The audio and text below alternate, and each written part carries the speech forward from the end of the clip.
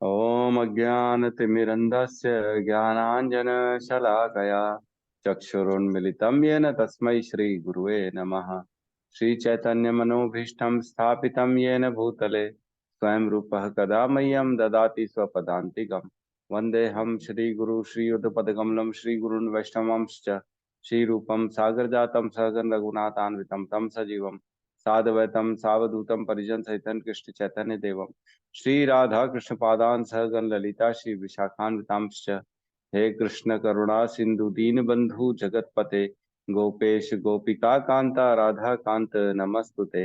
तप्त कांचन गौरांगी राधे वृंदावनेश्वरी वृषभानु सुते देवी प्रणमामि हरि प्रिये। नमः पंकज नाभाय नमः पंकज मालिने नमः पंकज नेत्राय नमस्ते पंकज आंग्रिये। वाञ्छाकल्पतरुभ्यश्च कृपा सिन्धुभ्य एव च पतितानां पावनेभ्यो वैष्णवेभ्यो नमो नमः। नमो विष्णुपादाय कृष्णपृष्ठाय भूतले श्रीमते भक्ति वेदांत स्वामी इति नामिने नमस्ते सरस्वते देवे गौरवाणी प्रचारिणे निर्विशेष शून्यवादी पाश्चात्य देश तारिणे। जय श्री कृष्ण चैतन्य प्रभु नित्यानंद श्री अद्वैत गदाधर श्रीवासादि गौर भक्त वृंद।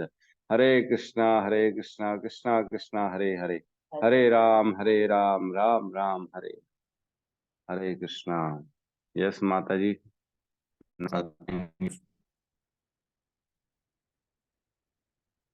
अनम्यूट कर लो।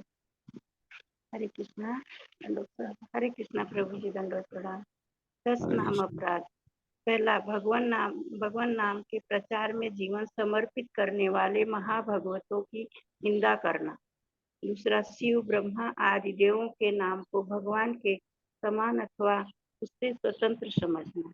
तीसरा, गुरु की अवज्ञा करना अथवा उन्हें साधारण समझना।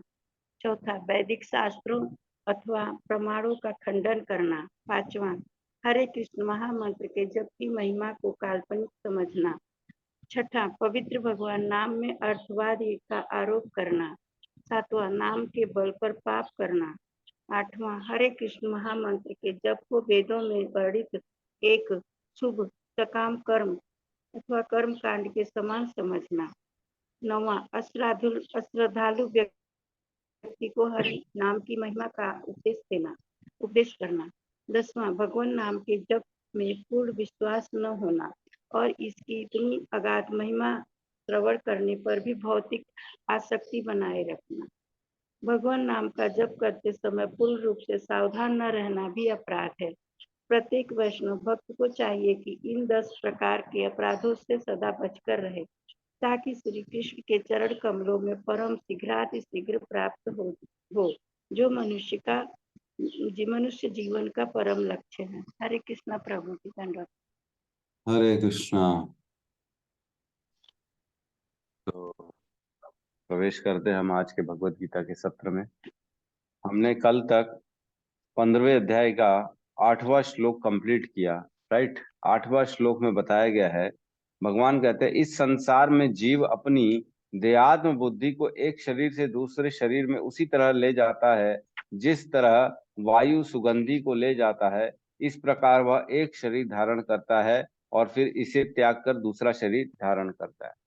तो बेसिकली कल हमने 2 पॉइंट्स बहुत इंपॉर्टेंट समझे कि हमारा देहात्म बुद्धि मतलब मन, इंद्रियां, बुद्धि जो है हमारी, ये परमानेंट है, ये चेंज नहीं हो रही है।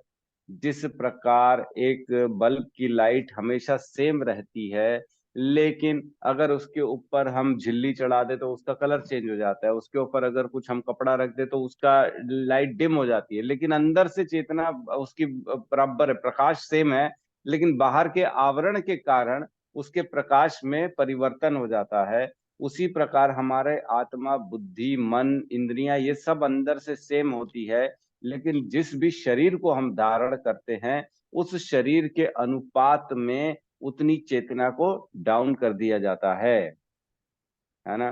मन, बुद्धि, अहंकार और इंद्रियां ये हर शरीर में वही परमानेंट है जो ट्रांसफर होती हैं, लेकिन उस शरीर की इंद्रियों को, शरीर की लिमिटेशंस के कारण हमारी चेतना डाउन हो जाती है, हमारी इंद्रियां उतनी उतनी जो है ना भोग नहीं पाती हैं, है ना। जैसे हम देखेंगे कि अलग अलग पशु पक्षी है, वो भोगों के प्रति उनको जो है ना नीचे कर दिया जाता है। कुछ कुछ भोग हैं जो हर जो है जीव नहीं कर सकता, जैसे ठंडा पानी पीना है ना, एसी में रहना है, तो वो कुछ जीव नहीं रह सकते, उनको उसमें मजा नहीं आएगा, उनके शरीर को ऐसा बनाया गया है कि वो वहां पे नहीं रह सकते, ठंडा पानी नहीं पी सकते।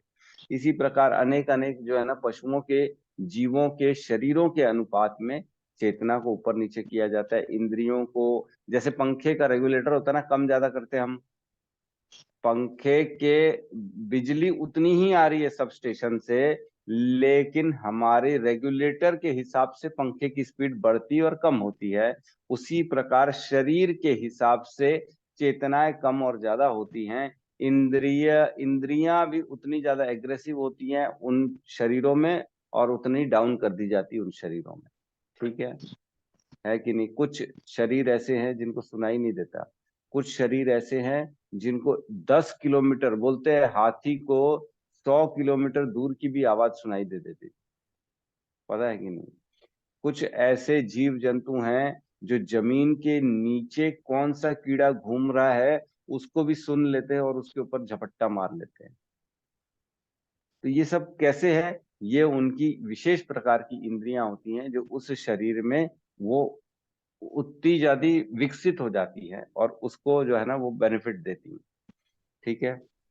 तो बेसिकली हर शरीर में हमारी देह, आत्म बुद्धि, मन बुद्धि अहंकार और इंद्रियां ट्रांसफर हो रही हैं, जैसे वायु सुगंध को एक एक स्थान से दूसरे स्थान में ले जाता है ना। ठीक है। तो बहुत ये साइंटिफिक हमने कल पढ़ा था श्लोक, इसका मैंने आप लोगों को एक रेफरेंस दिया था। किसने किसने पढ़ा है 11वें कैंटो का 22वां अध्याय का 35 से 44 श्लोक।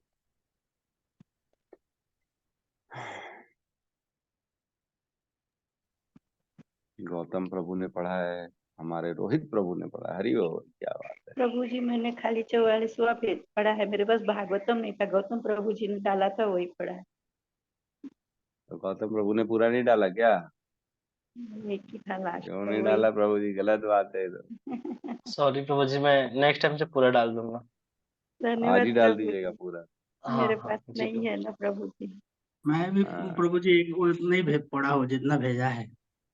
अच्छा। तो ये मतलब आज की जो है गलती हमारे गौतम प्रभु की है, इन्होंने नहीं डाला। किशोर प्रभु भी हमारे एक्सपर्ट है, आप क्यों नहीं डाले? आपको भी डालना चाहिए। प्रभु खाली जी मैसेज गलती तो डाल दिया। हमारी भी है ना, हमारे पास जो नहीं है इतना बड़ा भगवान का बुक, क्या गलती तो हमारी। नहीं, वो कोई बात नहीं है, हर किसी के पास नहीं होती, काफी महंगा सेट होता है। अभी तो इसका 9,000 का रेट है भागवतम का। तो ठीक है, लेकिन ये कम से कम जो हम श्लोक पढ़ते हैं उसको डालना जो है ना, हमारे प्रभु किशोर प्रभु, गौतम प्रभु, सत्यम प्रभु, इन तीनों की ड्यूटी है। तो आपको डालिए करिए, जो नहीं डालता तो फिर अगले दिन या तो आपको पनिशमेंट दिया जाएगा। ठीक है, चलो कोई बात नहीं, आज डालिएगा। अब हम नेक्स्ट श्लोक में प्रवेश करते हैं, 15वां अध्याय 9वां श्लोक। ठीक है, सब साथ में दोहराएंगे। श्रोत्रम चक्षुस्पर्शनम, न नहीं, एक सेकंड। श्रोत्रम चक्षुस्पर्शनम च श्रोत्रम पुत्रं चक्षुस्पर्शनं च चक्षुः रसनम घ्राणम एव च रसनम रसनं घ्राणम् एव च रसनं अधिष्ठाय घ्राणम् एव च अधिष्ठाय मनश्च अयम् अधिष्ठाय मनः च अयम् वैश्यान् उपसेवते। अधिष्ठाय मनश्चायं विषयानुपसेवते। करेंगे रिपीट। श्रोत्रम श्रोत्रम चक्षुः स्पर्शनम च पुत्रं चक्षुस्पर्शनं च रसनं घ्राणम् एव च चक्षुस्पर्शनं च रसनं घ्राणम् एव च अधिष्ठाय मनः च रसनं घ्राणम् एव च अधिष्ठाय मनः च अयम् अधिष्ठाय मनश्चायं अधिष्ठाय मनः च अयम् विषयानुपसेवते विषयानुपसेवते। श्रोत्रं चक्षुस्पर्शनं च श्रोत्रं चक्षुस्पर्शनं च रसनं घ्राणम् एव च रसनं घ्राणम् एव च अधिष्ठाय मनः च अयम् अधिष्ठाय मनः च अयम् विषयान् उपसेवते उपसेवते। अनुवाद अनुवाद इस प्रकार दूसरा स्थूल शरीर धारण करके जीव विशेष प्रकार का कान, आंख, जीभ, नाक तथा स्पर्श इंद्रियां, त्वचा प्राप्त करता है, जो मन के चारों ओर स्पुंजित है। इस प्रकार वह इंद्रिय विषयों को एक विशिष्ट समुच्चय का भोग करता है ना। श्रोत्रम चक्षु स्पर्शनम च मतलब कान, आंख और फील करने की जो स्किन होती है, फील करना, स्पर्श, और रसनम घ्राणम एव च मतलब जीभ की जो हमारी विशेषता है रस लेने की और सुनने की जो शक्ति है, ये सारी शक्तियों के बारे में बताया है। अधिष्ठाय मनश्चय मतलब इनका अधिष्ठाता मन है, मन के कारण ही इनको शक्तियां मिल पा रही हैं। मन ही है जो इनका बेसिकली स्विच ऑन और ऑफ करता है। ठीक है, मन ही है। अधिष्ठाय मनश्चयम, आगे क्या है, विषयान उपसेवते, इस प्रकार वो विषयों का सेवन करते हैं। मतलब जो ये सारी इंद्रियां हैं, इनके इंद्रियों विषयों को तभी हम चख सकते हैं जब हमारा मन इनके साथ। हमने कल भी ये चर्चा करी थी कि जब तक मन साथ नहीं देता है वो इंद्रियां काम नहीं करती। आप देखते हुए भी नहीं देख सकते हो अगर आपका मन कहीं और चला गया। हम कई बार कथा में बैठते हैं, भगवत गीता क्लास में बैठते हैं, लेकिन मन तो हमारा घर में रहता है, काम में रहता है, अपने दुकानदारी में रहता है, पुत्र परिजन में रहता है, तो कथा सुनाई नहीं देती है। अरे बाद में होता है, अरे प्रभु जी मैं तो सुन नहीं पाया, क्या बोले, मेरे को तो समझ में नहीं आया। क्यों नहीं समझ में आया? क्योंकि हम कथा में थे नहीं, हमारा मन कहीं और चला गया था। इसलिए हमारी आंख होते हुए भी हम नहीं सुन पा रहे थे, कान होते हुए भी हम नहीं सुन पा रहे थे, क्योंकि मन जब तक जिस भी इंद्रिया को अधिष्ठान मतलब उसको जब तक पावर नहीं देता है, वो इंद्री सुन नहीं पाती, देख नहीं पाती, फील नहीं कर पाती, है ना। कई बार आंख के सामने से चले जाएगा कोई व्यक्ति और हम पूछेंगे प्रभु जी उस व्यक्ति को देखा क्या, तो बोले नहीं मेरे को तो ध्यान नहीं है, मैं कहीं और ध्यान था मेरा। मतलब आपकी आंख थी यहीं पे लेकिन आपका ध्यान कहीं और था, मतलब मन आपकी कोई और जगह किसी और इंद्री को सपोर्ट कर रहा था, इसलिए आपको दिखाई नहीं दे रहा था। तो बेसिकली ये श्लोक बताया गया है कि किस उद्देश्य से जीव इंद्रियों को धारण करके अगले शरीर में जाता है। किस उद्देश्य से, कौन सा उद्देश्य है जो हम अपनी इंद्रियों को धारण करके दूसरे शरीर में जाते हैं। तो क्या उद्देश्य है? इसी श्लोक में लिखा है अनुवाद में कि वो विशेष प्रकार का इंद्रियां प्रदान करता है नए शरीर में, ताकि वो विशेष उनका भोग कर सके, विशेष प्रकार से उनका भोग कर सके, है ना। हम अलग अलग शरीरों के बारे में चर्चा करते हैं, जैसे कुत्ता है ना।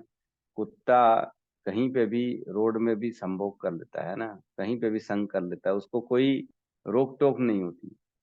इस प्रकार से अनेक ऐसे जीव हैं जो अलग अलग तरह के भोग करते रहते हैं, उनको कोई रोक टोक नहीं है। तो जिसके अंदर जीवन में जो लालसा होती है उसको विशेष प्रकार का वो शरीर दिया जाता है ताकि वो अपनी उस इच्छा को पूर्ण कर सके। जैसे किसी की इच्छा होगी उड़ने की, मैं हवा में उड़ूं, तो सिर्फ हवा में उड़ने की इच्छा नहीं होती, बहुत सारी इच्छाएं होती हैं कि मैं बहुत दूर जाऊं, बहुत ऊपर जाऊं, है मैं नॉनवेज भी खाऊं, मैं जो है मेरा कलरफुल हो, मैं कलर दूर दुनिया रंगीन देखूं। तो उसको उस विशेष प्रकार की चिड़िया दी जाएगी जो ऊपर भी उड़ सके, जो नॉनवेज भी खा सके, जो रंगीन भी हो। इस तरह का विशेष विशेष प्रकार का उसको शरीर प्राप्त होता है। इसीलिए भगवान ने 84 लाख योनियां बनाई हैं ताकि हमारी अलग अलग इच्छाओं की उस शरीर के हिसाब से पूर्ति हो सके। मतलब ये मान के ये समझना चाहिए कि शायद हमारी 84 लाख इच्छाएं हो सकती हैं। इतना भगवान ने वैरायटी बना दी है हमारी इच्छाओं के प्रति कि जो इच्छा करो वैसा शरीर तुमको मिल जाएगा, जो भी इच्छा करो। तैरने की इच्छा है तो मछली बना देंगे, डॉल्फिन बना देंगे, केकड़ा बना देंगे, छोटी मछली बना देंगे, व्हेल बना देंगे। अलग अलग, एक ही सिर्फ तैरने में भी अलग अलग इच्छाएं आपकी, वो सारी इच्छाएं पूरी हो जाएंगी। विशेष प्रकार की उसमें इंद्रियां मिलती हैं, जो हर इंद्रियां अलग अलग होती हैं। एक दो ऐसी जो है ना, मतलब अलग अलग छोटे छोटे कीड़े हैं जिनको हम तो सिर्फ एक लिमिटेड बैंड को सुन सकते हैं ना, हम एक्स्ट्रा ऑर्डिनरी जो तरंगे होती है वो नहीं सुन पाते हैं, लेकिन जो अलग अलग पशु पक्षी होते हैं वो विशेष तरंगे भी सुन पाते हैं। कहते हैं कुत्ते जो है यमदूतों को भी देख लेते हैं, है ना, ऐसा कहा कहा जाता है। सच्चाई है कि नहीं पता नहीं मेरे को, लेकिन मतलब उनकी आंखें विशेष होती हैं। वो उस डायमेंशन के लोग को भी देख सकते हैं जिसको हम नहीं देख सकते। तो बेसिकली ये हमारी जीव आत्मा अपने सूक्ष्म शरीर को अपने साथ दूसरे शरीर में इसलिए ले जाती है ताकि उसने जो इस शरीर में रहते रहते इच्छाएं की हैं वो अगले शरीर में पूर्ति हो सके, और उसको वो विशेष प्रकार का शरीर दिया जाता है जिसमें वो विशेष प्रकार की इंद्रियों को ऊपर नीचे रेगुलेटर के माध्यम से कम ज्यादा किया जाता है ताकि हमारी इच्छा पूर्ति हो सके। ठीक है, जैसे मनुष्य को आनंद मिलता है दाल चावल सब्जी रोटी खाने में, है ना, फल खाएगा सब्जी खाएगा उसको आनंद मिलता है, उसको बड़ा तुष्टि मिलती है। लेकिन क्या अगर हम सुअर को दाल चावल खिलाएंगे तो उसको आनंद मिलेगा? नहीं मिलेगा, बिल्कुल नहीं मिलेगा। अरे वो बास मारेगा, अरे क्या खिला दिया, गंदा गंदा खिला दिया, वो ऐसा बोलेगा। लेकिन सुअर को मल खाने में बड़ा आनंद मिलता है। क्या तो किसी इंसान को मल खिलाएंगे तो आनंद मिलेगा? नहीं मिलेगा। अरे छी, क्या गंदी बात, बात ही बोले मत करो, ये गंदी बात मत करो, छी। तो सोचिए, जितना आनंद हमको दाल चावल खाने में मिल रहा है और उतना ही आनंद सुअर को मल खाने में मिल रहा है। सेम है, आनंद का लेवल सेम है। देखो मतलब उसकी स्थिति जैसी होती है मल खाने में, वैसी हमारी स्थिति दाल चावल खाने में, है ना। वो दाल चावल को घृणा की नजर से देखता होगा, अरे बाप रे ये क्या खा रहे हैं, छी छी। और हम उसको देखते हैं, ये क्या खा रहा है, छी छी। तो बेसिकली अंदर से जो जीवात्मा को इस प्रकार से ढाला जाता है कि उस शरीर में रहते रहते वो पर्टिकुलर भोगों को भोग सके। मतलब जैसी हमारी सोच है वैसे हर शरीर में रहने वाला जीवात्मा हर चीज को भोग रहा है जैसे हम भोग रहे हैं। हमको लग रहा है शायद हम तो सबसे उच्च हैं, हम मनुष्य, हमारे पास बुद्धि है, हम घर बना ले रहे हैं, हम अपने लिए प्रॉपर कुक कर ले रहे हैं, हमारे पास साधन है, फ्रिज में रख लेते हैं, तल देते हैं, मसाले डाल देते हैं। नहीं नहीं, ये हमारी गलती, हम सोच रहे हैं ऐसा। लेकिन हर जीव हर शरीर में रहते हुए हमारे जैसे पूरे के पूरे भोग कर रहा है, शायद हमसे बेहतर कर रहा है ना। हर चीज में देखते हैं, सुअर मल में रहता है और इतने सारे बच्चे, 15-15 बच्चे उत्पन्न कर देता है। खुश नहीं होगा तो 15 बच्चे कोई उत्पन्न करेगा क्या? वो अपनी सुअरनी के साथ इतना खुश रहता है, बढ़िया ताजे मल में बैठा रहता है, खाता है और बच्चे उत्पन्न करता है। उसके लिए वो मानो मुकेश अंबानी बन गया हो। एक कैसा कैसा एग्जाम्पल निकल रहा है। वो इस दुनिया का सबसे सुखी आदमी समझता होगा अपने आप को। 15-15 बच्चे, मेरे इतने सारे बच्चे हैं, मैं सुखी हूँ, मेरे को ताजा मल मिल रहा है, मेरे से ज्यादा सुखी और कौन होगा इस संसार में, वो ऐसा सोचता है। और उसके बाजू से निकलने वाला आदमी सोचता है, छी क्या है ये, कोई तरीका, ये कोई जीवन है? नहीं नहीं, ऐसा नहीं। इसीलिए मन जो होता है हर शरीर में आसक्ति बना लेता है। मन, जैसे हम इस शरीर को स्व मान के बैठते हैं ना, मेरा यही शरीर है ना, इसके पहले का हमको याद है ना, इसके बाद का याद रहेगा। इसके बाद में जिस भी शरीर में जाएंगे उस शरीर को भी मन ऐसे ही मान लेगा जैसे हम इस शरीर को मान के बैठे।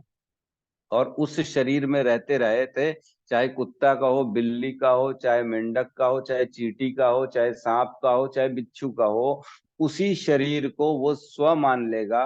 और उसी शरीर में हम ऐसा ही फील करेंगे जैसा आज फील करते हैं। ये मेरा घर है, ये मेरा परिवार है, ये मेरा खाना है, मुझे ये काम करना है, मुझे वो काम करना है, सेम एज इट इज। सोचो भगवान ने क्या अद्भुत ये प्रकृति बनाई है, अद्भुत, एकदम अद्भुत है। तो बेसिकली जब तक मन उस प्रॉपर इंद्रिया को सपोर्ट करता है तब वो इंद्रिय विकसित होती है और उससे हम भोग भोग सकते हैं। एक और इससे बहुत अच्छी इंपॉर्टेंट चीज निकल के आ रही है कि जब तक हम भोगों में इच्छा रखेंगे तब तक हमको कोई कंट्रोल कर सकता है। जब तक हमारे अंदर भोगों की वृत्ति रहेगी तब तक ही हमको कोई अपने हिसाब से चला सकता है। जिस दिन भोग करने की इच्छा ही नहीं, उस दिन कोई आपको ऊपर कंट्रोल कैसे करेगा? मेरे को कुछ चाहिए ही नहीं, मैं तो वैरागी हूं। आज वैरागी को कोई कंट्रोल कर सकता है क्या? नहीं कर सकता। क्यों? क्योंकि इसके अंदर भोगों की इच्छा खत्म हो चुकी है। उसको कोई भी अपनी इंद्रियों को तुष्ट करने के लिए प्रयास ही नहीं करता है। अच्छा देख ले आंखें तो उसको कोई प्रयास ही नहीं, नहीं देखे अच्छा क्या करना है। अच्छा खा ले जीवा, नहीं खाएगी। आटा दाल, आटा में पानी डाल के खा लेंगे, लेकिन इनकी तुष्टि के लिए गलत काम नहीं करेंगे, इनकी तुष्टि के लिए समय को व्यर्थ नहीं करेंगे। क्योंकि पेट में चले जाने के बाद थोड़ी पता पड़ेगा कि क्या खाया। आज आप कुछ भी खा लो, पेट में जाने के बाद कुछ पता नहीं पड़ता। ये तो खाली 2 सेकंड 4 सेकंड जितना जीवा के ऊपर वो स्पर्श रहेगा उतनी देर खाली उसका आनंद रहेगा, उसके बाद कोई आनंद नहीं रहेगा। एक चुटकुले में कितनी बार हंस सकते हो? 1 बार, 2 बार, 3 बार, बस। उससे ज्यादा बोर करेगा, अरे बाप रे बस कर, बोले हे मेरे बाबा, इतना एक ही चुटकुला बोलते हो, कौन हंसेगा? उसी प्रकार एक इंद्रिय उस विषय से 1 बार संतुष्ट होगी, 2 बार, 3 बार, बस। उससे ज्यादा संतुष्ट नहीं होगी। वही रसगुल्ला खाओगे, 1 खाओगे, 2 खाओगे, 3 खाओगे, बस अब हाथ जोड़ लोगे, प्रभु मेरा पेट जवाब दे रहा, मैं नहीं खा सकता। ये समझना चाहिए हमको कि ये खाली माया प्रकृति का खेल खेल रही है, आपको बेवकूफ बना रहे हैं। आप इसके पीछे दौड़ो और आपको कोई कंट्रोल कर लेगा उस चक्कर में, है ना? ठीक है, तो हम प्रवेश करते हैं तात्पर्य में। तात्पर्य में शील प्रभुपाद की जय। दूसरे शब्दों में यदि जीव अपनी चेतना को कुत्तों या बिल्लियों के गुणों जैसा बना देता है तो उसे अगले जन्म में कुत्ता या बिल्ली का शरीर ही प्राप्त होगा जिसका वह भोग करता है। ये बहुत इंपॉर्टेंट है। जिनके घर में कुत्ते हैं, जिनके घर में बिल्लियां हैं, वो ध्यान दे दें। जहां जिसके साथ आसक्ति बनाओगे वैसा शरीर मिल जाएगा। ये हो सकता है जिसके घर कुत्ता हो वो आज सोएगा और कल सुबह उठ के वो भौं भौं करेगा। ये हो सकता है और ये होगा और पता ही नहीं पड़ेगा उसको। अगले दिन सुबह शुरुआत में तो उसका मन विचलित होगा, क्योंकि बुद्धि इमीडिएटली एडजस्ट नहीं करती है शरीर के हिसाब से। शुरुआत में वो छटपटाएगा, अरे ये मेरे हाथ कैसे हो गए, मैं इन हाथ से निवाला नहीं खा सकता, ये मुंह से मैं जो बोलना चाह रहा हूँ निकल क्यों नहीं रहा है, जो बोलना चाह रहा हूँ खाली भौ भौ निकल रहा है। लेकिन 2 4 दिन 5 दिन रहते रहते रहते रहते फिर उसी को वह मन को स्व मान लेगा, धीरे धीरे एडजस्ट हो जाएगा। जैसे हम एडजस्ट हो जाते हैं, बड़े घर में हो चाहे छोटे घर में। बोलते हैं ना, बड़े घर की लड़की छोटे घर की लड़की छोटे घर में एडजस्ट नहीं कर पाती है ना? लेकिन शादी के बाद धीरे धीरे धीरे धीरे 10 साल 5 साल बाद वो अपना घर ही मानती है, बस अब यही मेरा घर है, अब मेरा घर वो नहीं है, मेरा घर ये है। वैसे ही हमारी देहात्म बुद्धि जैसे शरीर में स्थानांतरण होती है, धीरे धीरे शुरू में छटपटाएगा, उसको एडजस्ट नहीं करेगा, लेकिन कुछ समय बाद अपने आप को वो स्व मान लेगा और उसी हिसाब से अपना जीवन चलाना चालू कर देगा। जैसे हम मनुष्यों में होता है, जैसी स्थिति हो धीरे धीरे एडजस्ट कर लेता है। कोई अपना क्यों ना कितना खासम खास छोड़ के चला जाए, उसकी मृत्यु हो जाए, शुरू में तो बहुत रोएंगे, हाय मेरा जीवन कैसे चलेगा, मैं नहीं रह सकता तेरे बिना, हाय हाय। लेकिन एडजस्ट करता है ना आदमी, धीरे धीरे रह ले रहा है। क्यों नहीं रहता है? क्यों रहता है? क्योंकि रहना ही काम है हमारा। तो जो हम जिससे भी आसक्ति रखेंगे बिल्ली कुत्ते से, तो अगले दिन नींद खुलेगी तो बिल्ली कुत्ते के शरीर में ही स्थानांतरण हो जाएगा हमारा। चेतना मूलतः जल के समान विमल होती है, लेकिन यदि हम जल में रंग मिला देते हैं तो उसका रंग बदल जाता है। तो बहुत इंपॉर्टेंट है। जैसा जल होता है जिसमें नील मिला दे तो नीला हो जाता है, मिट्टी डाल दे तो वो ब्राउन हो जाता है, जो डाल दे वो कलर का हो जाता है। वैसी हमारी चेतना होती है, जिस भी शरीर में डालेंगे, जैसा भोग करेंगे, जो इच्छा करेंगे, वैसे वैसे ही हो जाएगी। इसीलिए हमको ना बहुत इंपॉर्टेंट है इसको साफ करना, अपनी चेतना को। कैसे साफ करना है? चेतो दर्पण मार्जनम, भव महादावा अग्नि निर्वापणम, श्रेयस कैरव चंद्रिका वितरणम, विद्या वधु जीवनम, आनंदम बुद्धिवर्धनम, पति पदम पूर्ण अमृत स्वादनम, सर्वात्मा स्थापनम, परम विजय श्री कृष्ण संकीर्तनम। शिक्षाष्टकम पहला श्लोक, चेतो दर्पण मार्जनम, अपने चित्त का मार्जन करना है, मतलब धोना है, साफ करना है। कैसे? श्री कृष्ण संकीर्तनम, प्रति पदम पूर्ण अमृत स्वादनम, हर पद पद में अमृत का स्वादन है ना। आनंदम बुद्धिवर्धनम, आनंद हर हर वक्त, हर समय, हर मोमेंट आनंद की वृद्धि होती चली जाएगी जैसे जैसे हम अपने चित्त को साफ करेंगे। और चेतो दर्पण मार्जनम, महा धुलता जाएगा हमारा हृदय, खुद ब खुद धुलता चला जाएगा। बहुत इंपॉर्टेंट है, चित्त को साफ करना लिखा है, देखो, है ना।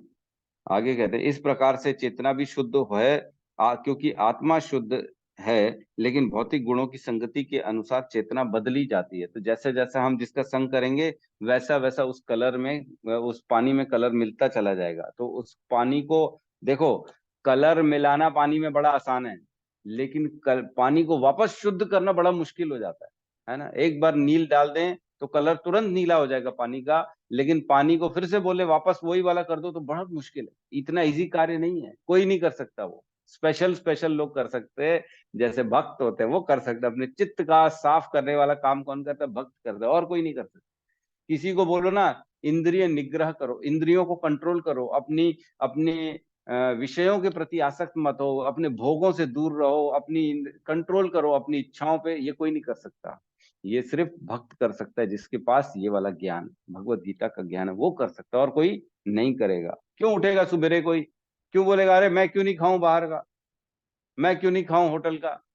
अरे तुम तो ऐसी बात करते हो, जीवन मिला क्यों? ऐश करने के लिए तो मिला है, पैसा है तो मैं खर्चा क्यों ना करूं, गाड़ी है तो घूमूं क्यों नहीं है, सुंदर हूं तो क्यों ना मैं संग करूं किसी का। ये स्वाभाविक चीजें हैं, लेकिन इसको कंट्रोल करना ये बहुत रेयर है, बहुत रेयर है। ठीक है, वास्तविक चेतना तो कृष्ण भावना भवित है, अतः जब कोई कृष्ण भावना मृत में स्थित होता है तो वह शुद्धतर जीवन बिताता है। लेकिन यदि उसकी चेतना किसी भौतिक प्रवृत्ति से मिश्रित हो जाती है तो अगले जीवन में उसे वैसे ही शरीर मिलता है। यह आवश्यक नहीं है कि उसे पुनः मनुष्य शरीर प्राप्त हो, वह कुत्ता, बिल्ली, सूकर, देवता या 84 लाख योनियों में से किसी भी रूप में प्राप्त हो सकता है। तो बहुत इंपॉर्टेंट है कि जरूरी नहीं है अगला जीवन मनुष्य हो, अगला जीवन कुत्ता हो सकता है, बिल्ली हो सकता है। तो जब अगर कुत्ते में चले जाएंगे तो फिर कोई ऑप्शन बचेगा ही नहीं, फिर कुछ नहीं कर सकते। आज ही है, आज ही समझ लो, अपने चित्त को साफ करो। चेतो दर्पण मार्जनम, भव महादावा अग्नि निर्वापणम, मतलब इस जो अग्नि लगी हुई है संसार में इंद्रिय विषय प्राप्त करने की इच्छा पूरी करने की, इस अग्नि को शांत करो बार बार चैंटिंग करके, हरे कृष्णा कृष्णा कृष्णा हरे हरे, हरे राम राम राम हरे हरे। इसी मंत्र से सिर्फ हमारा चित्त साफ हो जाएगा, हमारे अंदर की वृत्तियां दूर हो जाएंगी, है ना। गंगा स्नान करके पापों को धोया जा सकता है, लेकिन पाप करने की प्रवृत्ति को नहीं हटाया जा सकता। लेकिन जो गंगा भगवान के चरण कमल से निकल रही है वो सिर्फ पापों को धोती है, और ये वाली जो गंगा भगवान के मुख से निकली है भगवत गीता, इसका आस्वादन करने से हम पापों की प्रवृत्ति को ही छोड़ देंगे। हरि बोल है। इतनी सुंदर बात है कि भगवान के इस ज्ञान से हम उस पाप करने की प्रवृत्ति को छोड़ देंगे। ठीक है, किसी का कोई प्रश्न है तो हम ले सकते हैं, नहीं तो अगले श्लोक में बढ़ते हैं।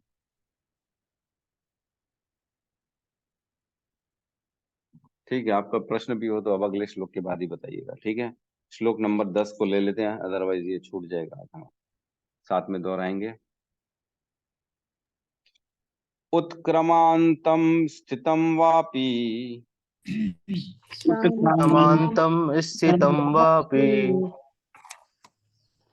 भुञ्जानां व गुणान्वितम्, भुञ्जानं वा गुणावन्तं, विमूढा नानुपश्यन्ति, विमूढा न अनुपश्यन्ति,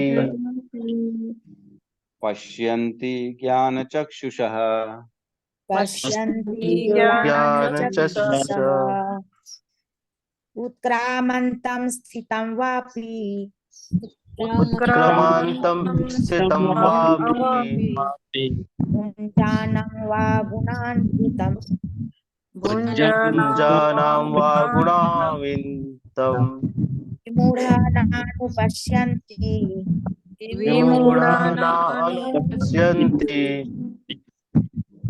पश्यन्ति ज्ञानचक्षुषः पश्यन् ज्ञानचक्षुषः उत्क्रामन्तं स्थितं वापि उत्क्रामन्तं स्थितं वापि भुञ्जानं वा गुण अवन्तितं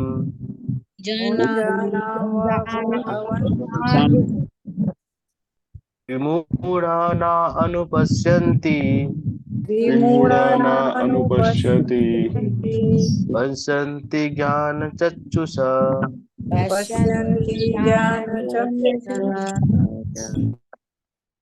अनुवाद। मूर्ख ना तो समझ पाते हैं कि जीव किस प्रकार अपना शरीर त्याग सकता है, न ही वह यह समझ पाते हैं कि प्रकृति के गुणों के अधीन वह किस तरह के शरीर का भोग करता है।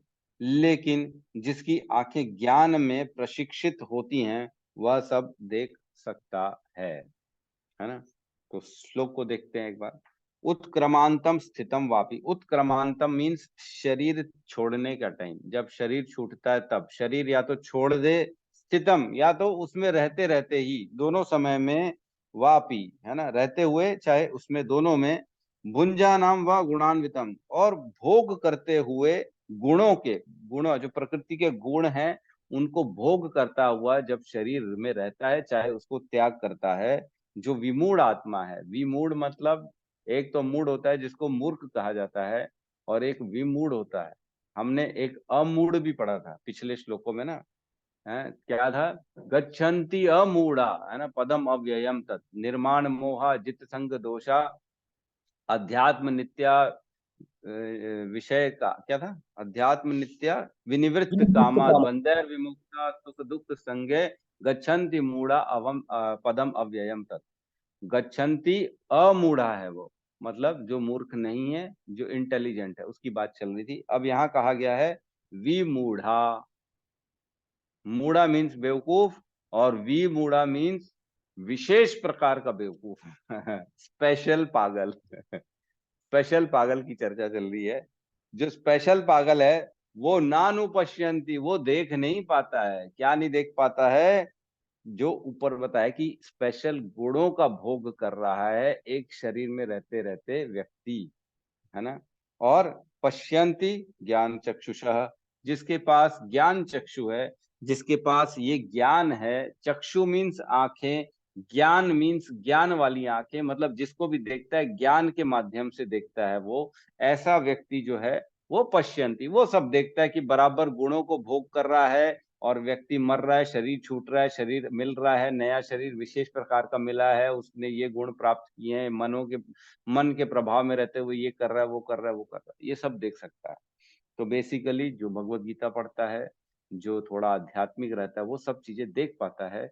लेकिन जो बेवकूफ होता है वो ये सब कुछ भी देख नहीं पाता, है ना। मूर्ख न तो समझ पाते हैं कि किस प्रकार शरीर त्याग रहा है, ना ही ये समझ पाते हैं कि वो विशेष प्रकार के गुणों को किस तरह भोग कर रहा है। लेकिन जो प्रशिक्षित होते हैं, जिसके पास ज्ञान होता है, वो सब चीज देख पाते हैं। तो एकदम बेस्ट एग्जाम्पल है, हम देखते हैं लोग सिगरेट पीते और गुटखा खाते हैं, जबकि उसके पैकेट में लिखा हुआ है कि इससे कैंसर होगा। है गंदे गंदे फोटो, वो फोटो देखो ही तो गंदगी लगती है, इतना गंदा फोटो बना रहता है गुटखे के ऊपर। वो देखते हैं, पढ़ते हैं कि इसको खाने से कैंसर की पूरी पूरी संभावना है, तो भी खाते हैं। ये क्या बात है, क्यों खाते हैं? यहाँ पे बताया विमूढ़ा, विशेष प्रकार का जो पागल है वो करता है ये काम है, उसको मालूम भी है इससे क्या होने वाला है, फिर भी वो ऐसे ही काम करता है। और लेकिन जो अक्लमंद आदमी होता है वो ये सब काम नहीं करता है ना। लोग आजकल जो है ना 15 दिन पुराना पानी नहीं पीते है ना, 10 दिन पुराना पानी नहीं पीते, ओए होए इतना पुराना हो गया बोले। लेकिन 15 साल पुरानी शराब को और महंगे रेट में खरीद के पीते हैं। क्यों? बुद्धि कहाँ चली गई?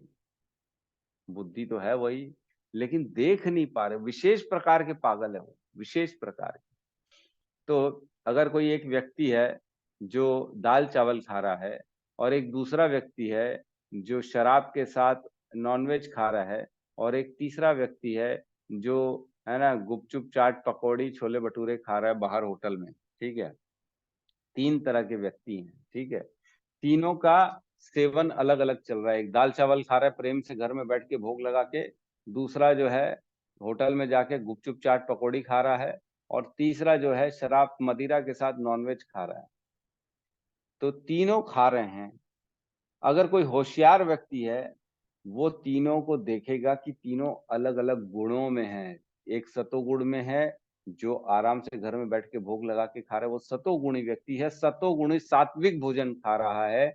और दूसरा व्यक्ति जो बाहर होटल में चाट पकौड़ी खा रहा है वो रजोगुणी व्यक्ति है और राजसिक भोजन खा रहा है। और तीसरा व्यक्ति जो शराब के साथ नॉनवेज खा रहा है वो तमोगुणी व्यक्ति है, तामसिक भोजन खा रहा है। जिसके पास ज्ञान होगा, जिसके पास अकल होगी, जिसके पास आध्यात्मिक ज्ञान होगा, वो देखेगा तीनों अलग अलग भोग कर रहे हैं, तीनों का गुण अलग अलग है, तीनों की परिस्थिति अलग अलग है, तीनों का गंतव्य अलग अलग है। जो होशियार होगा वो देखेगा। लेकिन जो स्पेशल विशेष प्रकार का मूर्ख होगा वो क्या देखेगा? तीनों तो खा रहे हैं, तीनों तो पेट भर रहे हैं, तीनों में क्या फर्क है? है ना। ये हम देखते ही ऐसे ही होता है। वो बोलेगा अरे तीनों तो सेम है यार, तीनों पेट भर रहे हैं, उसमें क्या, ये खाओ वो खाओ, पेट पे तो जाना है, पेट में खाना है, अगले दिन बाहर भी निकल जाना है, क्या फर्क पड़ना है, कुछ भी खा।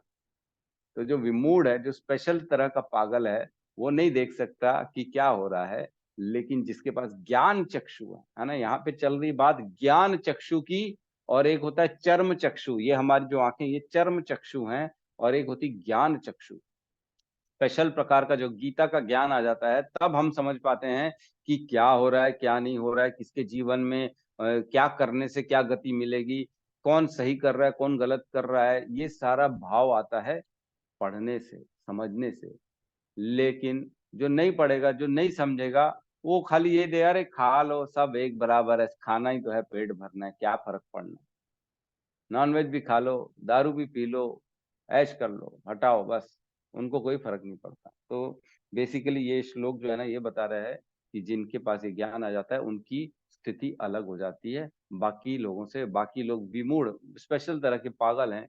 इसलिए तो हम जब भी अब निकलते हैं ना, मैं देखता हूँ लोगों को जो बेचारे अपने गुणों के अधीन रहते हैं, गुटखे खा रहे हैं, नॉनवेज खा रहे हैं, कुछ नहीं कर पा रहे हैं, कितने ज्यादा पागल हैं, है कि नहीं।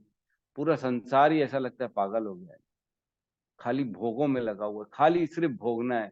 किसी को पैसे का घमंड, किसी को अपने शरीर का घमंड, किसी को अपने धन का घमंड, किसी को अपने व्यापार का घमंड, किसी को अपनी ऐश्वर्य का, अपने पद प्रतिष्ठा का घमंड।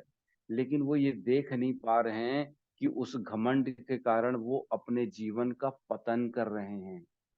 धीरे धीरे धीरे धीरे नरक के द्वार खोलते जा रहे हैं वो। और ऐसा करने से कभी भी उनको उच्च गति नहीं मिलने वाली है, नीचे के लिए ही जा रहे हैं, और अगली योनि पता नहीं कौन सी प्राप्त हो जाएगी। वो देख ही नहीं पा रहे हैं। क्यों? क्योंकि उनके पास ज्ञान चक्षु ही नहीं, वो है ही नहीं, देखने वाला विजन ही नहीं, क्या करोगे। ठीक है, तो बढ़ते हैं आगे। इसमें तात्पर्य शील प्रभुपाद की जय। फटाफट पढ़ लेते। ज्ञान चक्षु शब्द अत्यंत महत्वपूर्ण है। बिना ज्ञान के कोई न तो यह समझ सकता है कि जीव इस शरीर में किस प्रकार त्यागता है, न ही यह कि वह अगले जीवन में कैसा शरीर धारण करने जा रहा है, अथवा यह कि वह विशेष प्रकार के शरीर में क्यों रह रहा है। तो बेसिकली ये देख ही नहीं पाएगा कि क्या करने से क्या होने वाला है। अच्छा करेंगे तो क्या होगा, बुरा करेंगे तो क्या होगा। गाली बकेंगे लोग, दूसरों को मारेंगे और सोचेंगे मैं बलवान हूँ, मैंने तो जीत लिया। लेकिन जीतना नहीं है, तुमने तो पाप कर दिया है ना। कोई आदमी दूसरे को मार के सोचता है कि मैं श्रेष्ठ हूँ, लेकिन वही साइड में खड़ा हुआ आदमी देखता है कि इसने बेचारे असहाय को जबरदस्ती मार दिया है, इसने अपना पाप बना लिया है। एक सोच रहा है मैं जीत रहा हूं, एक सोच रहा है इसने पाप कर लिया, जबकि कार्य एक ही किया गया है। तो एक ज्ञान चक्षु वाला है और एक चर्म चक्षु वाला है, जो ये देख नहीं पा रहा है कि ये क्या कर रहा है ना। तो बहुत इंपॉर्टेंट है समझना। इसके लिए पर्याप्त ज्ञान की आवश्यकता होती है, जिसे प्रामाणिक गुरु से भगवत गीता तथा अन्य ऐसे ही ग्रंथों को सुनकर समझा जा सकता है। तो जब तक कोई गुरु नहीं मिलेगा, जब तक आपको कोई बताने वाला नहीं मिलेगा, आप पढ़ के भी इस ज्ञान को नहीं समझ सकते। भगवत गीता के लिए बहुत जरूरी है कोई बताने वाला हो। जब तक आदमी सोचेगा अरे मैं पढ़ लेता हूँ, मेरे को सब आता है, हम तो जो है ना, हम तो सीए हैं, हम तो इंजीनियर हैं, हम तो एडवोकेट हैं, हम सब पढ़ लेते हैं, तो उसको समझ में ही नहीं आएगा। ये अहंकार वश जो है ना, अहंकार वश विमूढ़ आत्मा करता हम इति मन्यते है। उसको लगेगा कि मैं ही सब करता हूँ, अहंकार के कारण समझ में कुछ भी नहीं आएगा उसको।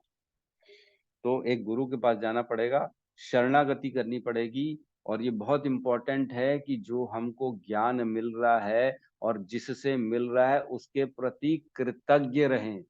ये बहुत इंपॉर्टेंट है। कृतज्ञता का भाव बना रहेगा तो वो ज्ञान टिका रहेगा, नहीं तो टिका नहीं रहेगा, बह जाएगा पानी की जैसे। जिस दिन हमने सोच लिया कि मेरे को तो अब पूरा ज्ञान आ गया है, मैं गुरु से ज्यादा बड़ा श्रेष्ठ हो गया हूँ, गुरु तो ठीक है मेरे को बताया था, लेकिन अब मैं ज्यादा पढ़ लिया हूँ, अब मैं ज्यादा समझ लिया हूँ, इससे भी सुन लिया हूँ, उससे भी सुन लिया हूँ, इधर से भी मैंने ज्ञान अर्जित कर लिया है, अब मेरे पास ज्यादा ज्ञान है, अब इसको पूछने की जरूरत नहीं है।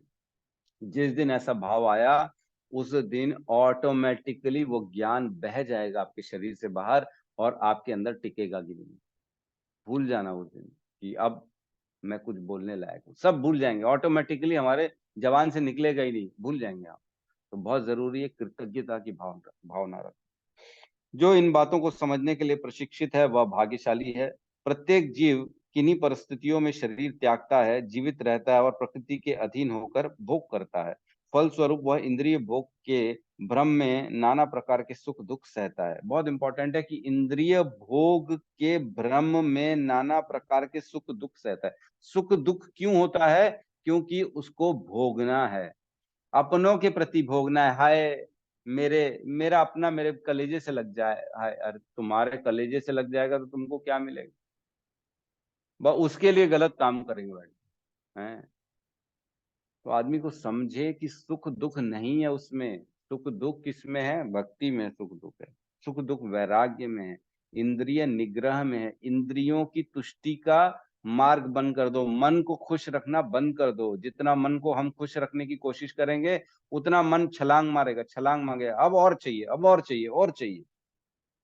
ऐसे व्यक्ति जो काम तथा इच्छा के कारण निरंतर मूर्ख बनते रहते हैं, अपने शरीर परिवर्तन तथा विशेष शरीर में अपने वास को समझने की सारी शक्ति खो बैठते हैं। मतलब क्या कहा गया है? हम देख रहे हैं कि मैं बच्चा था पहले छोटा सा, लेकिन अब मैं नहीं हूं, मेरा वो शरीर छूट चुका है बच्चे वाला। उसी प्रकार आज भी जो ये शरीर है ये भी छूट जाएगा। आज जो इस शरीर में रहते रहते मेरे को चीजें पसंद आ रही हैं, वो भी मेरे अगले जब जब थोड़ा और आगे बढ़ूंगा मैं, तब वो सब मेरे कंट्रोल से बाहर हो जाएगी। बच्चे थे, मीठा खाना पसंद था, खेल कूद पसंद था, आज पसंद है क्या? नहीं है। वैसे ही जो आज पसंद है वो कल नापसंद हो जाएगी। तो आज की पसंद के लिए श्रम करने का क्या फायदा, जब कल नापसंद होनी ही है वो।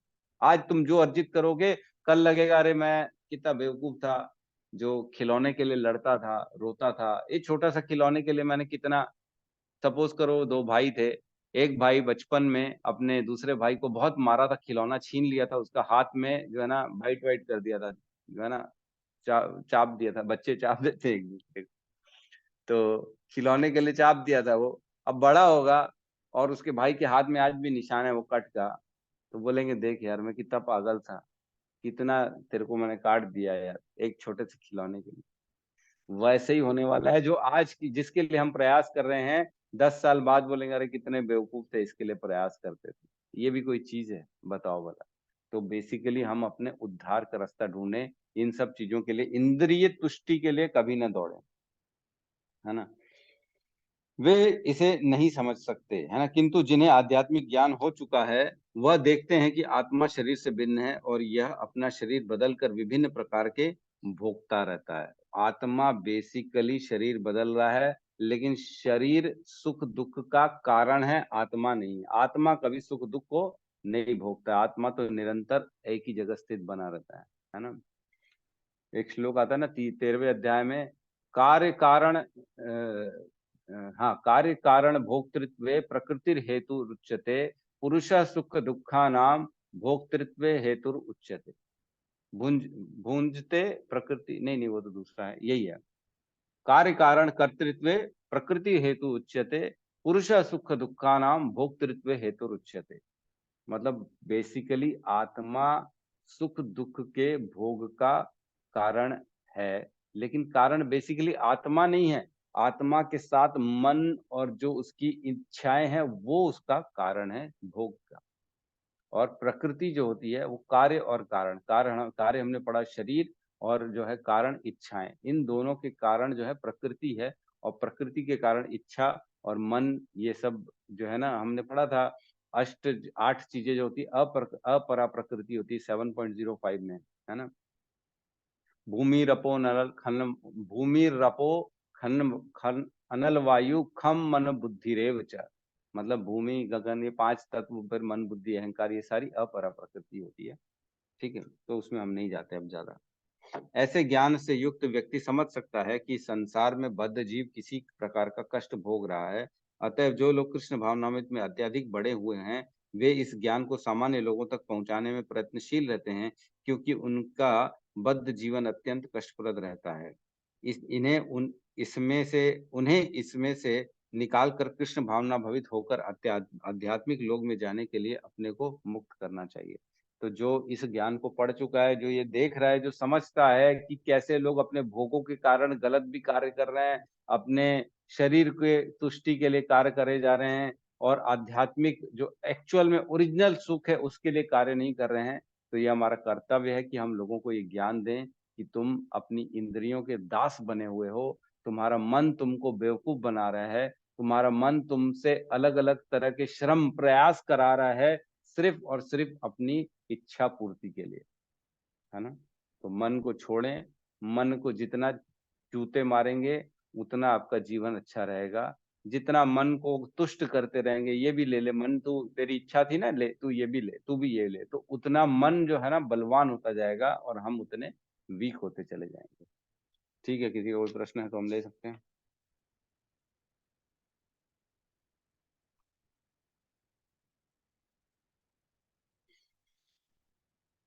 यस गौतम प्रभु कहिए। हाँ प्रभु जी, कल राहुल प्रभु जी का एक क्वेश्चन था। बताइए क्या क्वेश्चन था।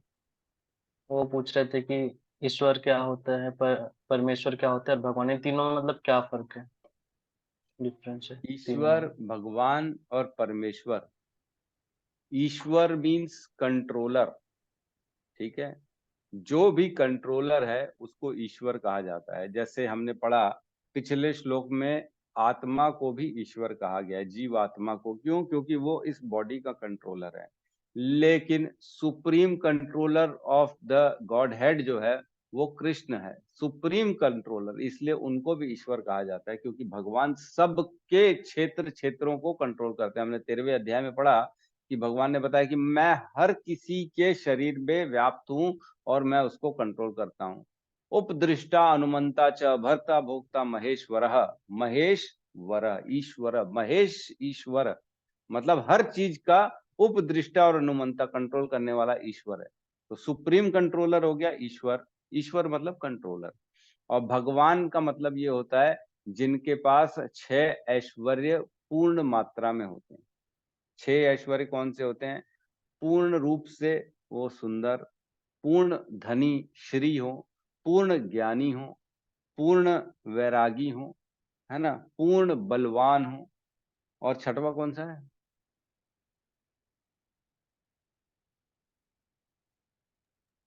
प्रभु जी यश। यस। पूर्ण यश हो, बिल्कुल सही, यश।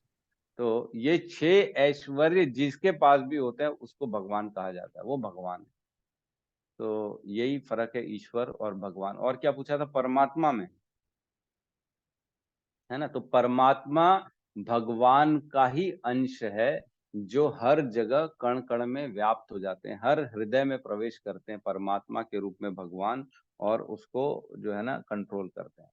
तो परमात्मा ही आत्मा का एक स्वरूप है, वो उनका ही अंश है।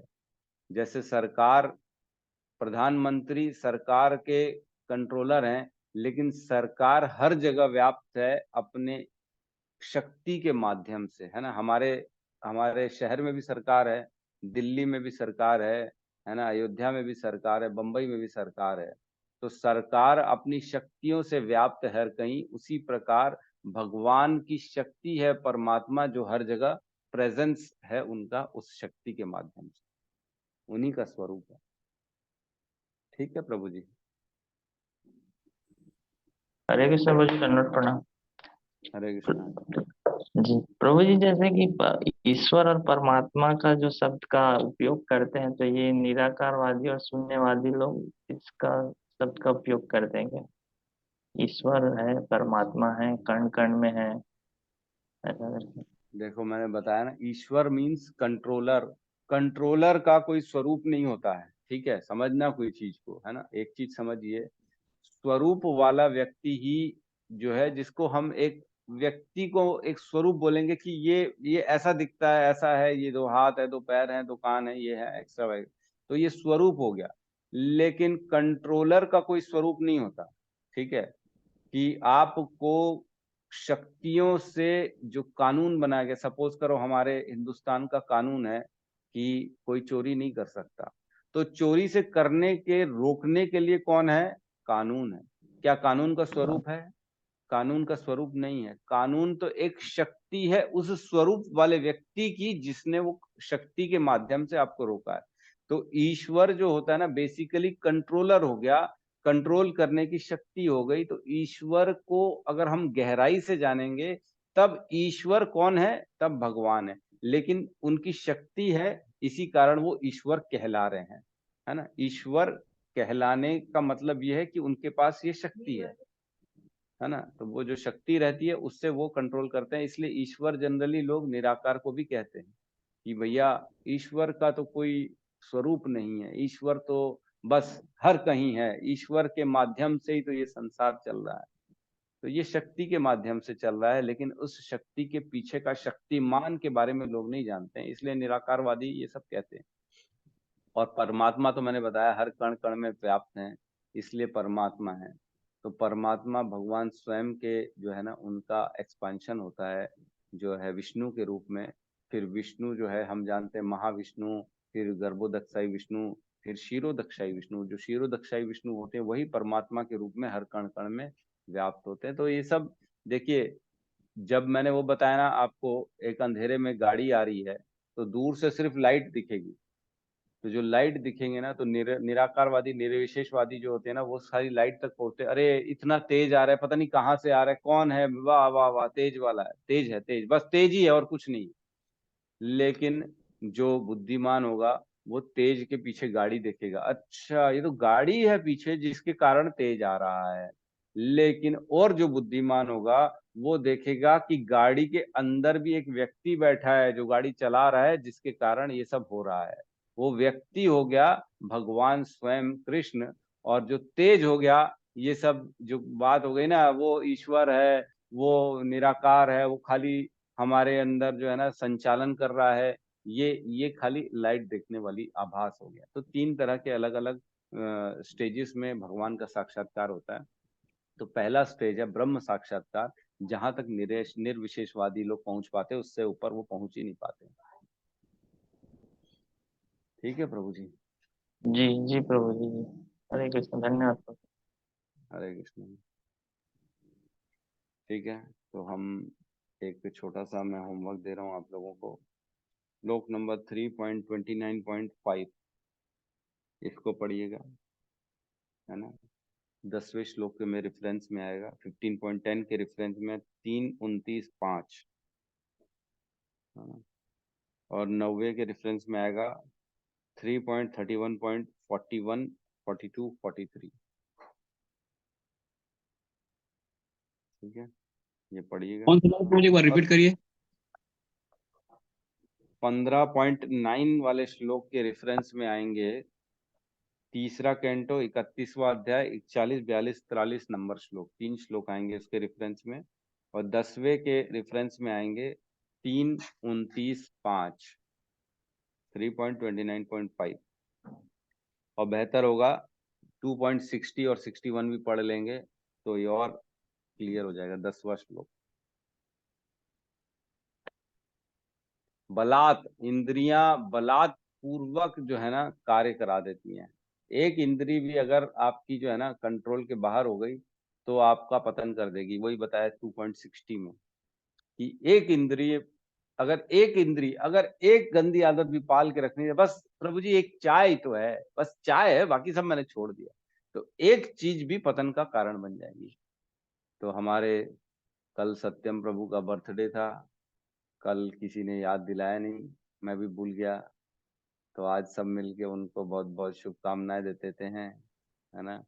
भगवान श्री श्री राधा रास बिहारी आपको अपनी सेवा में लगाए, अपने चरणों की प्राप्ति कराए और आपके अंदर शुद्ध भक्ति का उदय हो, सूर्य उदय हो, आपके अंदर ज्ञान का सूर्य उदय हो, भगवत गीता का सूर्य उदय हो, और भगवान की कृपा से आप ऐसी भक्ति में आगे बढ़ते चले जाएं। यही कामना है हमारी। सब बधाई दे सकते हैं, बहुत बेचारे सिंसियर हैं, एकदम सिंसियर भक्त हैं। बहुत बहुत धन्यवाद प्रभु जी। मुझे ऐसी आशा भी नहीं थी कि मतलब इतना सारा आशीर्वाद एक साथ मिलेगा ढेर सारा। और मैं चाहता हूँ कि आपने जैसा आशीर्वाद दिया तो मैं उसी पथ पे श्रील प्रभुपाद जी के मिशन पे आगे बढ़ सकूं और सभी को प्रीचिंग कर पाऊँ। हाँ बहुत बहुत धन्यवाद प्रभु जी। सभी माताओं को, सभी प्रभु जी को, सभी वैष्णव को धन्यवाद प्रणाम। तो सब हरे मिलके कृष्णा प्रभु सत्यम जी प्रभु जी। हरे कृष्ण प्रभु जी, धन्यवाद प्रणाम प्रभु जी। विश्व भावनामय जन्म दिवस की बहुत बहुत बधाई हो आपको प्रभु जी। बहुत बहुत हरे धन्यवाद कृष्ण। प्रभु जी, बहुत बहुत धन्यवाद प्रभु जी।